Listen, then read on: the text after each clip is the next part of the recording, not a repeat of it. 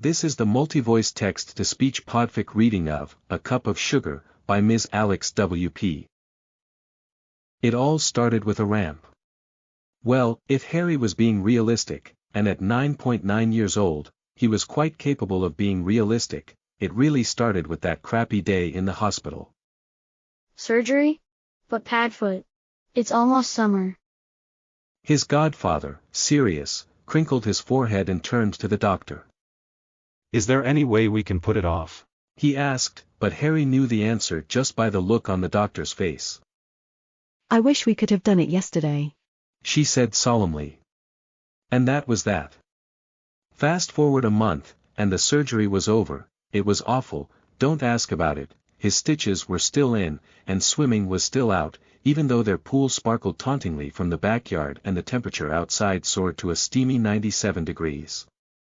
His birthday was in 4 weeks. He was promised by every single doctor, nurse, and physical therapist that he'd be able to swim by then. But in the meantime, he was alone. Ron was at sleepaway camp until the middle of August, and Hermione was on a summer-long national park road trip with her parents. It was official. Harry was an abandoned child. And an orphan. An abandoned orphan in a wheelchair. They'd write books about him soon. There's a mini excavator outside. Harry paused Mario Kart and looked up. Sirius was pulling open the living room curtains with a coffee in one hand and his laptop in the other. He was still in his pajama shorts and faded old Radiohead t-shirt. It was only 9 a.m., and besides, they'd both barely left the house for weeks. The only time Sirius got fully dressed and went out lately was when he could get Mrs. Fig to sit with Harry for an hour while he ran to the grocery store, even though Harry was perfectly capable of staying home alone. Harry did not want to care about the excavator. He wanted to go back to his game and inform his godfather that he was too old to watch construction vehicles. But then he looked out the window. The excavator growled to life and was ripping up the grass and crumbling brick walkway in front of the house across the street where there had been a for sale sign since April. It dug through the ground with ferocious power, kicking up dirt and rocks and moving piles of earth as easily as Harry built a sandcastle at the beach. Harry put his controller down on the edge of the couch and watched. He was hooked. A huge roller came the next day, a big yellow vehicle with a rolling metal drum at the front that Sirius said would level the ground. They want to make it even, he explained. So there are no hills or anything. After that, a concrete truck appeared, with its huge, spinning mixer, and workers poured concrete back and forth in a zigzag pattern that started at the driveway and extended higher and higher all across the lawn, making a long path that rose slowly up to the house's front porch. Looks like they're building a ramp, Sirius said a couple days later, glancing up from his laptop in the middle of the afternoon. He was wearing red flannel pants today and a Dodgers t-shirt with a big hole in the neck. We should do that, too. I can do a couple of stairs, Harry said defensively. Just because he was in a wheelchair for the summer didn't mean he wouldn't be back to normal with his crutches eventually. Why would he suddenly need a ramp? I know, but it could be easier than stairs. There are 2 stairs. Yeah, but look how nice the ramp looks. He was right. The ramp didn't look like the usual ugly, metal ramps that clanked and rattled when Harry walked up them. This one was made of smooth gray concrete with a pretty wooden railing. Soon, gardeners arrived and planted flowers, shrubs, and ornamental grasses, that's what Sirius called them, all along the edges and spread tiny little rocks in between, and within a few days, it looked kind of like the garden outside the museum where Sirius worked. A few days after that, a moving truck arrived. Harry watched the movers carry furniture and boxes from the huge truck into the house for hours as though he were watching a movie out the window, chomping on his popcorn and sipping the blue raspberry slushy Sirius had gotten him, until finally, a car pulled up. Harry hurriedly put down his popcorn and slushy and readjusted himself on the couch to get a better look. Pads. He yelled. The new neighbors are here, come see. Do you want them to know you're a creeper right away? Sirius laughed as he came into the living room and sat at the end of the couch next to Harry, moving his blanket and pillow nest to make space for himself. Why are you yelling so loud? I was right in the kitchen. Look, a dog. Harry exclaimed. And a kid. And indeed, a dog and a kid, both with curly brown hair, came bounding out of the car, running across the lawn, up the ramp, and onto the porch. Harry pushed open the window a crack, the better to spy. Creeper. Sirius said, and Harry punched his arm. Sirius was only half watching, and instead was mostly answering work emails on his phone with his glasses perched on the tip of his nose and a pen stuck behind his ear. He'd been carrying around the same cold, half-drunk cup of coffee all day. Come on, Dad. The kid yelled. He looked about the same age as Harry, which was promising, and he wore a Phineas and Ferb t-shirt, which was even more promising. Teddy, come back and carry your bag in. His dad answered. He got out of the car slowly, and when he finally stood up and moved to the end of the driveway, Harry gasped. The man had black forearm crutches just like his. Harry poked Sirius in the shoulder to inform him of this exciting new development. Look, he has the same crutches as me. So he does. Sirius said slowly, putting down his phone and suddenly watching with interest. We should bring them welcome cookies. Now? Harry asked eagerly. Maybe we should let them walk into the house first. Sirius said. Why don't we make the cookies now and go over tomorrow? The next day was Saturday, and Sirius insisted they waited until a reasonable hour to ring their new neighbor's doorbell. Not everyone is up at 5 o'clock in the morning, Harry. He yawned, running a hand through his black hair before pulling it into a messy bun on top of his head and making himself a cup of coffee. Harry had, indeed, been up for hours, watching TV in his bedroom until Sirius deigned to wake up at 7 o'clock, help him get dressed, and move into the living room. What's a reasonable hour? Harry asked impatiently. 8? I was thinking more like noon. Sirius said. Noon? Harry cried, outraged. We might as well wait until tomorrow at that rate. Fine. Sirius replied. 11 o'clock and not a second earlier. At 11:01, Sirius was actually dressed in something other than pajamas and was pushing Harry across the street in his wheelchair. They got stuck in the doorway, as usual, trying to get outside, and up the beautiful new ramp. Harry carried a huge welcome basket in his lap, which was quite nice, even though he privately thought it was a little over the top. In addition to the cookies, Sirius had insisted on putting in fair trade coffee, homemade granola, local honey, croissants from the bakery down the street, a bottle of wine, some fancy cheese and meat, jam, crackers, a stack of takeout menus from their favorite restaurants, a new pool float. So the kid knows he's always welcome to swim. And 2 annual passes to his museum. I just want to be a good neighbor, Sirius said as they rolled across the porch to the front door. Harry reached up and rang the doorbell, and immediately, heard barking and running footsteps. Ask who it is, said a man's voice from behind the door. Who is it? A boy's voice asked. Your new neighbors. Harry replied excitedly, and the door opened to reveal a skinny boy with sandy curls, brown eyes, freckles, knobby knees, braces, and a dog running around his legs in excited circles. Hi. The boy said, and turned around as his dad walked down the hall and joined him in the doorway. His dad was tall, taller than Sirius, and looked just like the boy, minus the braces and with the addition of dark-rimmed glasses. Hi. Sirius said. I'm Sirius, and this is my godson, Harry. We live across the street. He extended an arm to shake the man's hand, and the man took it, letting his crutch hang off his forearm by the plastic cuff. I'm Remus. The man said. This is my son Teddy. It's nice to meet you. Thanks for coming by. Is that for us? Teddy asked, pointing to the basket in Harry's lap. Yep. Harry said, and handed it to him before looking up at Remus. I have crutches just like those.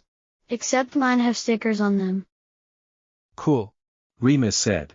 I used to put stickers on mine too. What kind of stickers are on yours? I have lots. Dinosaurs, Gravity Falls, Phineas, and Ferb, the Lakers. Harry rattled off. I had Ninja Turtles on mine. Remus replied. Nice. Sirius chimed in. I had a pretty big crush on Donatello back in the day. I always went for the nerds. Remus laughed, and his cheeks turned a little pink. I was a Raphael guy myself. He said. I prefer a bad boy. Good to know. Sirius said, nodding. He leaned an elbow against the doorway and smiled up at him. Where'd you guys move from? Oregon. Remus said. I just got a job at the university. I teach history. Oh, I work right across the street at the museum. I'm a curator there. Sirius replied. Maybe we can meet for lunch sometime. That would be great. I don't start until August 20th though. Remus said. I actually took a partial leave for the summer myself, working from home part-time. I won't be going back into the office until September 1st.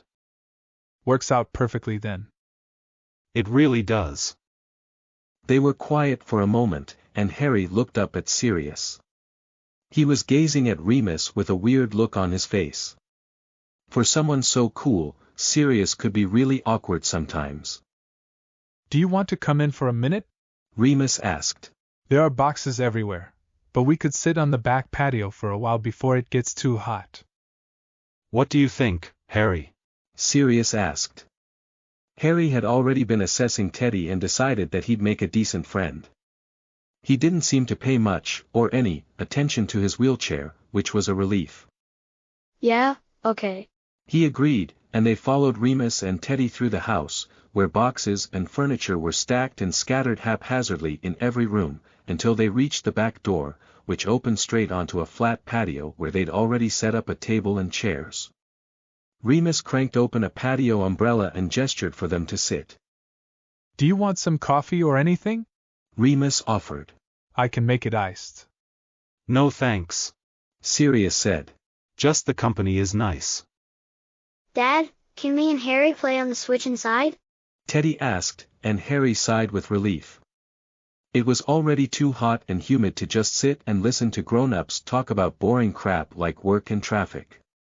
If it's okay with his godfather. Remus replied, and looked at Sirius expectantly. Do you want to, Harry? Sirius asked, and Harry nodded. Definitely. He said. All right. Sirius said. He stood up to push Harry back into the house, but Teddy stepped in front of him. I can do it. Teddy said. Do you mind, Harry? Normally, Harry would mind, very much, if someone other than Sirius or Ron dared to even touch his wheelchair, let alone push him in it. Usually, kids just grabbed it, thinking it was some kind of toy, and that pissed him off to no end. But Teddy actually asked, and he didn't seem weird about it at all. And his dad had crutches. Maybe these people were normal.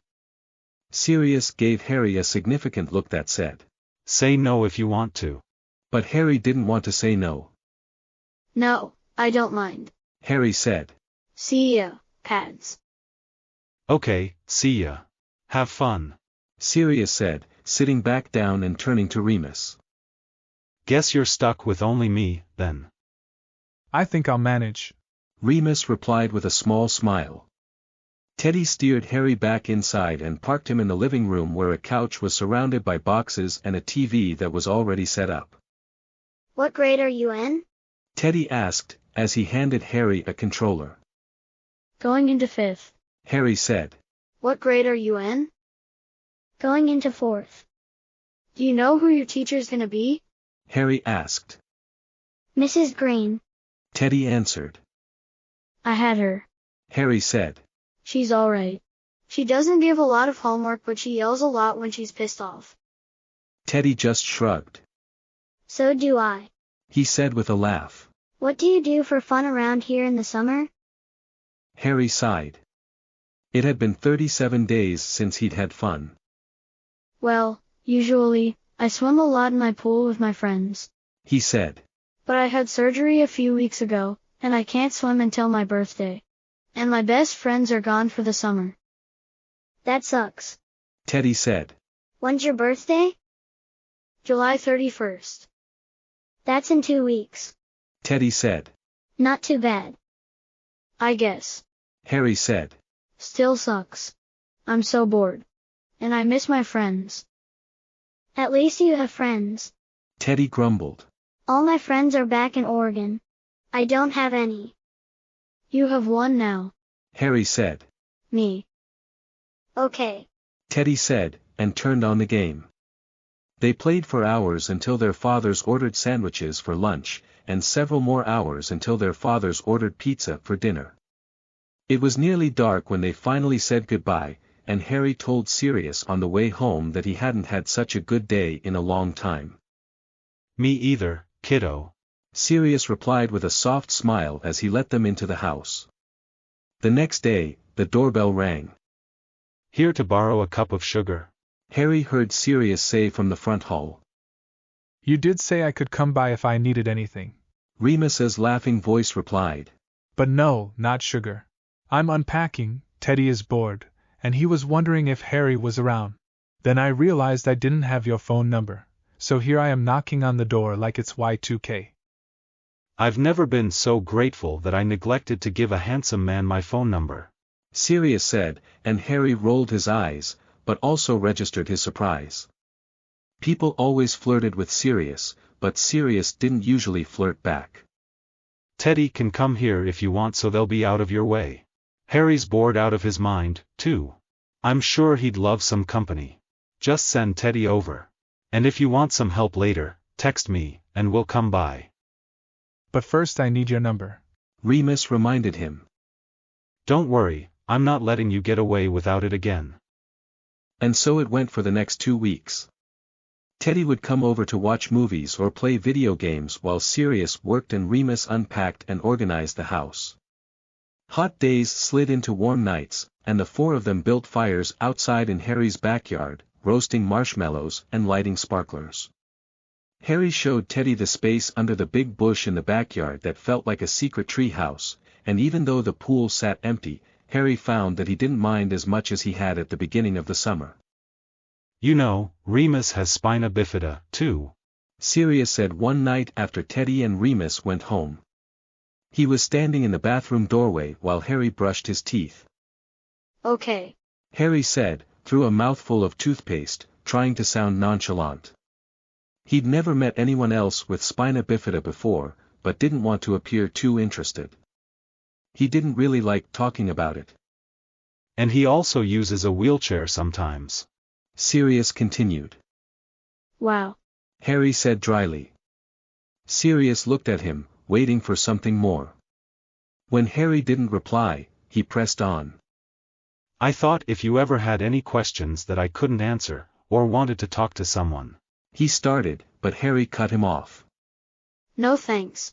Harry said, spitting into the sink and averting his gaze from Sirius's. This conversation needed to be over. All right. Sirius said and let it drop. Wanna watch a movie? Which one? The Empire Strikes Back. Yeah, okay. Harry was having fun with Teddy, but still counting down the days until his birthday when he could finally swim again. He'd never said it out loud to anyone before, but he felt freer and happier in the water than anywhere else on Earth. He was completely unencumbered. He could move around easily, stand and even walk without crutches or help from anyone or anything. On land, his body felt heavy. Sometimes, when he was really tired, he had to use his hands to lift his legs off the couch or out of the car, and even when he wasn't recovering from surgery, they took a wheelchair with them places in case Harry got tired and needed a break from walking. And as much as he hated to admit it, he loved going to Teddy's house because of the ramp. Sirius still wanted to put one in, but Harry always insisted that he was fine with the 2 stairs into their house. He didn't want an ugly ramp. Their house was so cute. And besides, he didn't want to need a ramp. But the truth was, even the 2 stairs were hard, especially in certain shoes. His Crocs were fine. But his Converses, which were a little too big, always got caught at the toe right under the step, and sometimes it took a few tries to get inside. It was just tiring. In the water, though, there was none of that worry, none of that struggle. He was light and free. His body floated easily and quickly. Plus it was fun. Splashing around, doing handstands and somersaults and racing with Ron and Hermione. Getting Sirius to score his tricks for whole afternoons. He tried not to look out the window at the pool or notice the smell of the chlorine in the warm air while they were outside, but he couldn't help it. The pool called to him. Soon. He'd be swimming again so soon. In no time, it was July 27th. Just one more day until his follow-up appointment with the surgeon so she could check the incision on his back. Harry hadn't seen it. Sirius had offered to take a picture and show it to him, and Harry said absolutely not, but it felt fine, and Sirius didn't seem worried. By this time on Saturday, he'd be swimming. When Teddy and Remus came for dinner that night, Harry wasn't the only one in a wheelchair. Remus was using one, too. Like Harry, he switched back and forth between his crutches and the wheelchair to get up the 2 stairs into their house, but for the most part, stayed in the wheelchair the whole night. Just having a tired day, Remus told Harry when he noticed Harry watching him later by the fire while Sirius and Teddy looked for marshmallow roasting sticks in the woods. Does that ever happen to you? Harry nodded but didn't say anything. Harry was slowly starting to use his crutches again in physical therapy, and was ready for the day he could leave his wheelchair in the garage for a while. I don't really like using it too much though. Remus continued. I don't like feeling so much shorter than everyone. Me either. Harry said, his eyes wide. He hadn't really thought about why he didn't like using the wheelchair before, but now that Remus said it, he realized he felt the same way. I feel like I'm going to get stepped on. Me too.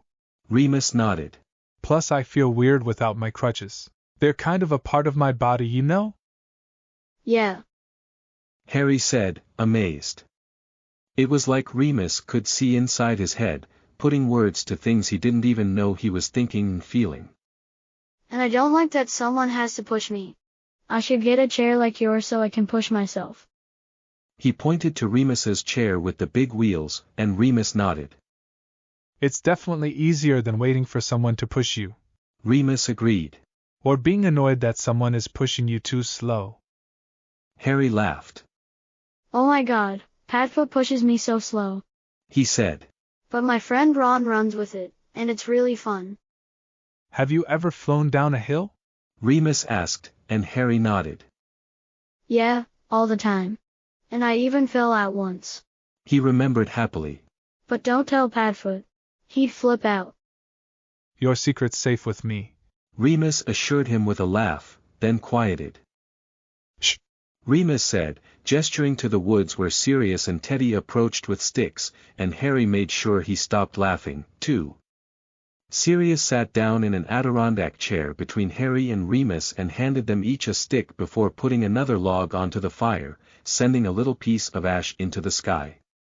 It burst into the air on a jet of hot smoke, then fluttered down gently, landing in Remus's hair. Oh, you just have. Sirius said, leaning over to brush it away, then pausing mid-breath with his hand on Remus's head. He let his fingers trail down his cheek and neck, running his thumb across his jaw. They stared at each other, not saying anything, until Teddy tossed the bag of marshmallows onto his father's lap where they landed with a loud rustle of plastic. Sirius and Remus both startled, seeming to remember that they had an audience. Sirius looked away, laughing to himself, while Remus bit his lower lip, grabbed Sirius's marshmallow stick from between his knees, and stuck a marshmallow onto it. Here you go, he said, giving it back with a hand on Sirius's knee. Will you make me one? You're good at making things melt. Hi, Harry, having a good summer? The surgeon asked as she walked into the exam room. Harry looked at Sirius, who cocked an annoyed eyebrow on Harry's behalf and shook his head in exasperation. Not really. Harry told the surgeon with a half-laugh. I had a really big surgery a few weeks ago. Not sure if anyone told you. Right, sorry. she said with an awkward laugh of her own. How are you doing otherwise? Pain okay? Yep. Harry said, leaning back on his hands on the exam table and feeling the white paper crinkle underneath him. Any concerns? The surgeon asked Sirius, who shook his head. Is he still taking any meds we prescribed? Tylenol and Valium as needed. Sirius told her. You can probably discontinue the Valium. She said. Just the Tylenol should be fine now. Okay, Harry, can I take a peek at your back? She asked as though he had any real choice in the matter. Yep. He said and dutifully turned a little so she could lift up his shirt. She bent over behind him and looked for a long time, then pulled her glasses out of the pocket of her white coat and looked again. Harry's stomach clenched when she grabbed a flashlight from one of the exam room drawers, lifted up his shirt again, and squatted on the floor to get a closer look. Harry looked at Sirius, who gave him a bracing smile from the vinyl and metal chair across from the exam table. Dad, wanna come look at what I'm seeing? The surgeon asked Sirius, even though she'd been told about 1,000,000 times that he was Harry's godfather, not his dad. Sirius stood and crossed the room, bending over next to the surgeon behind Harry, and the two of them murmured behind his back for a few seconds. Harry tried to turn around to see what was happening, but the doctor put her hands on his shoulders and gently turned him forward again. He was so mad. He hated people looking at his body as though he, himself, wasn't actually living in it. There's a spot just there. The surgeon said. It's hard to see because it's kind of tucked underneath the lipoma. Oh, yeah, I see it. Sirius said, and Harry's heart sank. Why was Sirius agreeing with her? I'll clean it out today and give you wound care instructions for home. You can just email me pictures every day, okay? We'll monitor it until it's closed and healed. All right, thanks. Sirius said, and they both stood up. The surgeon started bustling around the room, getting out swabs and bandages, while Harry watched her with his heart pounding in his throat. Can I swim? He asked, but Sirius shook his head. Sorry, buddy. He said sadly, putting a hand on his knee. There's a tiny bit of the incision that hasn't healed yet. It's in a tricky spot. The surgeon told him. It's really normal, though. But Harry didn't give a rat's ass about how normal it was. He couldn't swim on his birthday. He fought back tears as the surgeon bandaged the spot on his back and didn't talk to Sirius at all on the ride home. He just stared out the window, fuming, and when they got home, he couldn't even stomp off to his bedroom like he wanted to. He had to wait for Sirius to help him in the wheelchair. I want to stay outside, Harry said through gritted teeth. It's so hot, Harry, and... Sirius started. Am I not allowed to be outside either? Harry cried, his voice shaking with unshed tears. No, Harry, of course you are. Can I have my crutches, please? Yes, but be careful, and don't. I know. Do you want me to hang with you outside? No. Do you want me to see if Teddy's around? No. And so it went for the next 3 days. Harry would go outside by himself in the morning, crawl under the big bush in the backyard with a book or his switch, and lay on a blanket until the mosquitoes started eating him alive at night. Sirius would arrive throughout the day with sandwiches, snacks, and offers to do something fun, but there was nothing fun to do, and they both knew it. Finally, Harry's 10th birthday arrived. Sirius woke him up singing at the top of his lungs, carrying a red velvet cupcake with cream cheese frosting, Harry's favorite, like he did every year. Harry blew out the candle, made a wish that he knew wouldn't come true, and slumped back on his pillows. He and Sirius were going out to dinner that night, but their original birthday plans had included a day of swimming, and that wasn't happening now. Want to go? Sirius started to ask. No. Harry said, and retreated to his bush once more. It was around lunchtime when Harry heard someone approach. He thought it was Sirius with another stupid sandwich and another stupid offer to do something stupid. But it wasn't Sirius. Hey Harry. Harry rolled gingerly onto his side and saw Remus, who was leaning over and looking at him through the branches. Hi. Mind if I join you? He asked. Free country. Harry shrugged. He sat up and pushed over to make room for Remus on the blanket as he climbed into the bush. He lowered himself onto the ground slowly, laying his crutches next to him and crossing his legs. Happy birthday, Remus said. Sucky birthday. Harry muttered. I heard. Remus said. Sirius told me you've been pretty disappointed this summer. Harry didn't answer, so Remus continued. It's not fair, huh?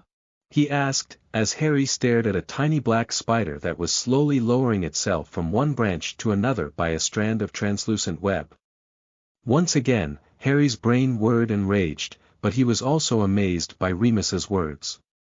No. It wasn't fair. It wasn't fair at all. No one seemed to understand just how unfair it all was, not even Sirius, who was by Harry's side day and night through every single moment of every single surgery. It wasn't fair that only Harry had to experience this, that only he had to have his entire summer ruined. And his birthday, too.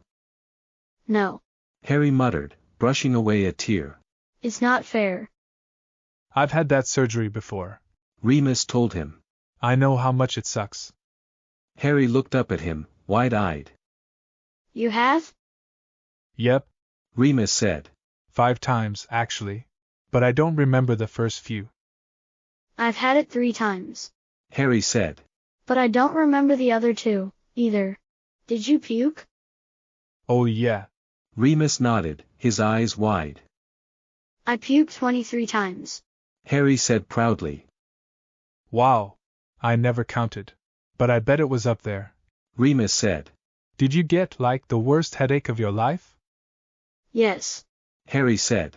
I thought my head was going to explode. It didn't though, so that's good.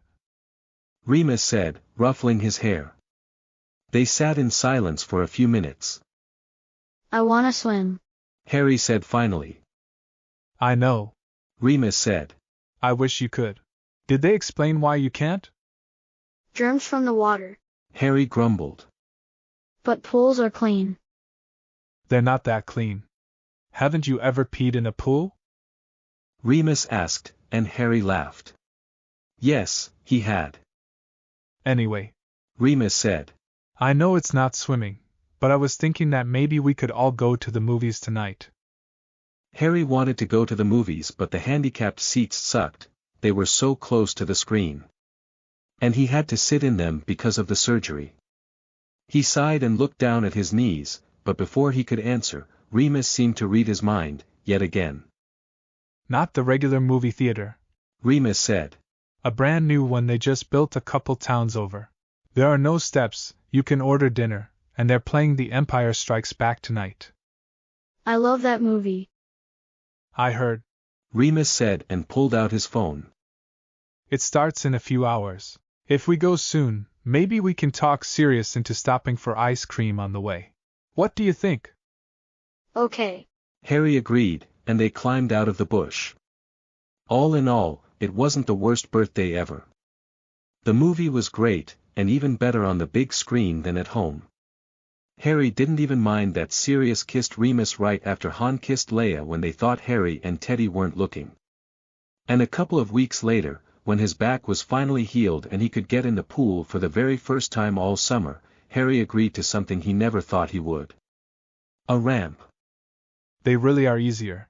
Remus told him as they floated next to each other, sipping Dr. Peppers and raiding Teddy's and Sirius's cannonballs. And so, it all started with a ramp. And it ended with 1, 2. Finite. Thanks for listening to this text-to-speech podfic composed by BurningAurora.